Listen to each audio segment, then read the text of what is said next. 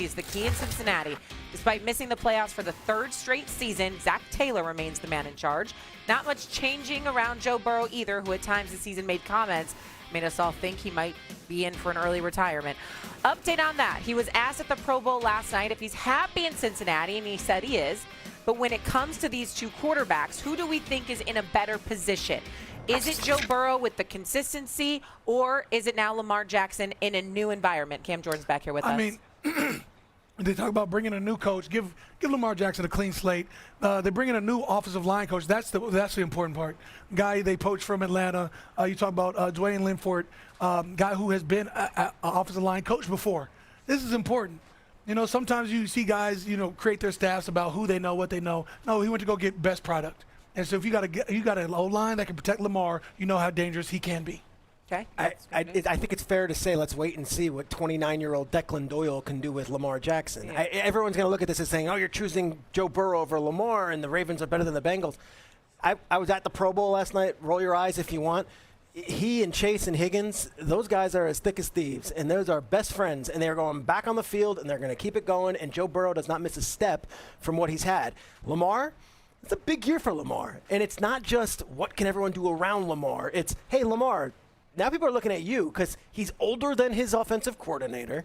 That's wild. Yeah. And it's a new head coach, and it's like, all right, we got rid of Harbaugh, we got rid of Monk, and Lamar, it's on you. Who's in a better situation? Well, time will tell. But who's in a more comfortable situation? Who's in a situation where, like, they know what they're looking at and they can pick it up? It's clearly Burrow, who's going to be with the same guys, same coaches. And let's try to run it back and do it again.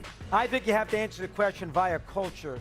And I think the Ravens have a better culture than Cincinnati does. I don't trust Zach Taylor.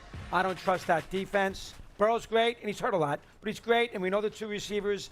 Last year, they didn't, even when he came back, they didn't play great. Lamar was wonderful against Pittsburgh. They should have won that game against the Steelers. The kid missed a field goal. Yep. They would have been in the playoffs. I think Minter is going to be a good coach. Zay Flowers is good. I tell you, we saw Jim Brown against Green Bay. We talked about that, where Henry ran in Lambeau. He's got plenty left. Saturday night game. Yeah, so I think, to me, the answer isn't about the quarterbacks. I think it's about an organization. And I trust the Ravens more than Cincinnati, so I'll say But Lamar. you might not trust Zach Taylor, but it seems like Joe Burrow and company do. Or trust me, he would have had a say in the situation, no?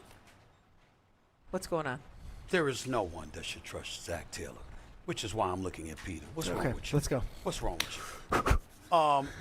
Joe Burrow is the only reason Zach Taylor has a head coaching job. Now, I'm not going to sit up there and tell you the man deserves to be unemployed, that he doesn't deserve to be in football, that he doesn't know anything about football. But I do believe there has been a dereliction of duty spanning years. And I've been on the record, Cam, you haven't heard this. You haven't seen me say it to your face. But I'll say it with you right here, right now.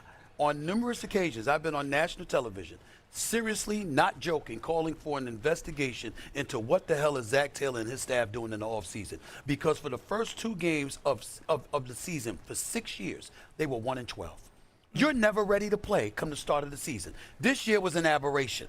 But the previous 6 years, 1-11 in those 12 games, weeks 1 and 2. They're never ready to play at the start. What the hell are you doing in training camp, preseason, every day? What the hell are you doing? You're clearly not doing your job, okay? So, but you got an offense because it's Joe Burrow and how great he is. It's Jamar Chase and T. Higgins and how great they are. But your defense, it was ranked 30th. There are 32 teams in the National Football League. They were 30th in points allowed. In points allowed. They were 31st in yards allowed, okay? They had the 30th, they had the worst rushing defense in the National Football League, and they were 26th against the pass. So in other words, I'm riding the coattails of Joe Burrow and that offense to relevance, not prominence, relevance. Because there's the only reason we talk about the Bengals is because of Joe Burrow and Jamar Chase and what they could do offensively. Defensively, they were trash. They were bad, okay? And Zach Taylor and his staff didn't do a damn thing to alleviate that concern. Of course, the answer to this question is Lamar Jackson, because you got to own him, Bashadi. you got a GM in Acosta, and you got now a new coach and mentor who are giving you an infusion of new energy. Lamar Jackson just turned 39. Obviously, rushing attempts, rushing yards from the quarterback position, the lowest of his career last year, primarily due to the myriad of injuries he suffered from. But in the end, you look at him, you look at King Henry, and you say to yourself, Baltimore's defense wasn't what it was in the past. Ray Lewis and Ed Reed and those boys were just a shame. That's why you saw them down at Miami watching college football rather than Baltimore watching pro football, because the defense was so damn embarrassing. But in the end, that was an aberration. In Cincinnati, you're looking at it, and it's, my God. They were so bad, there were people on their squad that should have hid their name. They should have put duct tape over the name on the back of their jerseys so nobody would know they were playing defense for the Cincinnati Bengals. And Zach Taylor, that is a man that is lucky because, in my opinion, he should have lost his damn job. They should have had Joe Brady as the new head coach in Cincinnati instead of in Buffalo because of his history with Joe Burrow, and changed things that way. But because of money, they didn't want to make any damn changes, and as a result, you kept with the same old mediocre nonsense, which tells me more the same is coming next year. Now, I will say Cincinnati's defense did get better as the year went on. Yeah, when the games didn't matter because the season was over. True, but at least we saw an improvement similar to what we saw with the Ravens. But let's zoom in on the quarterbacks, because being in the Super Bowl is the be-all, end-all. The only one that's been there of the three we talk about a lot, Josh Allen, Lamar Jackson, and Joe Burrow, is Joe Burrow. Of these three, with the situations they're in next year, which has a better shot at getting to the Super Bowl? Joe Burrow, Josh Allen, Lamar Jackson.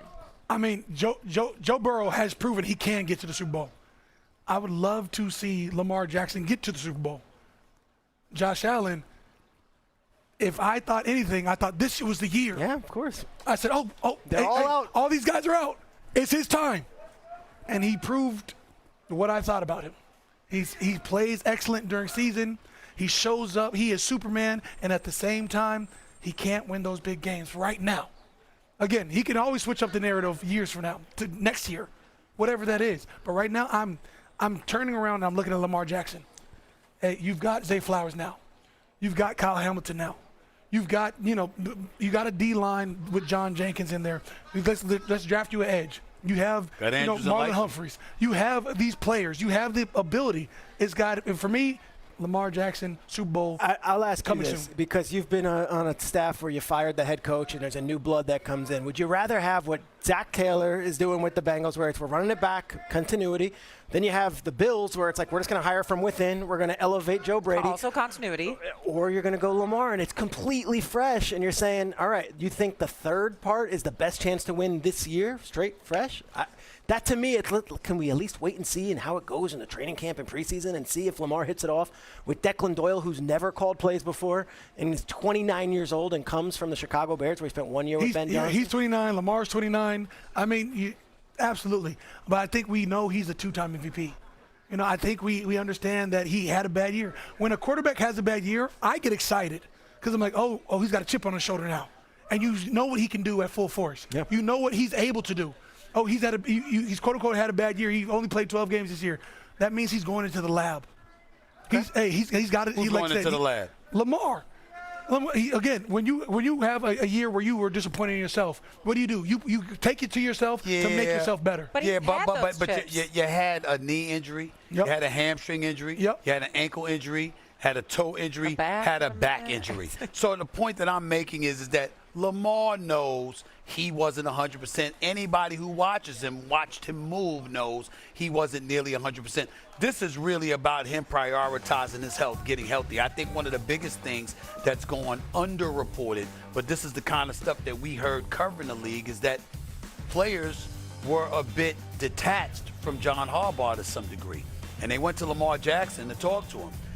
And John Harbaugh basically gave, I'm not quoting anybody here, but based on what I was told, it was like, hey, I've been doing this a long time. You just go out there and play. I know what I'm doing. So the dismissiveness was when you saw the change in Lamar Jackson, where he just didn't seem all there compared to what he once was, which is the biggest reason why you saw, in my opinion, when you saw the owner, Steve Spiciati, during the press conference, they said, if your field goal kicker had made the kick against the Steelers, would that have changed anything? He said, yeah, probably for about a week. In other words, John Harbaugh was gone no matter what. Now, why would the owner take that position? It just wasn't just because they started out 1-5. It wasn't just because they lost to the Pittsburgh Steelers at the end of the regular season and then didn't make the playoffs. It was because, to some degree, you lost the team. And it's not to knock John Harbaugh, because obviously he's going to a new situation, and so certainly his voice could resonate. But when you've been there for 18 years and you've been with Lamar Jackson for 7.5, you do get to a point where your voice could ultimately get stale and a bit old. That is what transpired. And I think that's what we have to look at when it comes to the Baltimore Ravens, not about Lamar Jackson getting back in the lab. Lamar Jackson needs to be interested in being in the lab. And I think it's safe to say he is now more so than he was last season when John Harbaugh. But wait, so who would you think would make the Super Bowl next? Who's next in line? Allen, Burrow, or Jackson? I would say to you, I would probably say Allen, because I think that Joe Brady being the head coach, him being familiar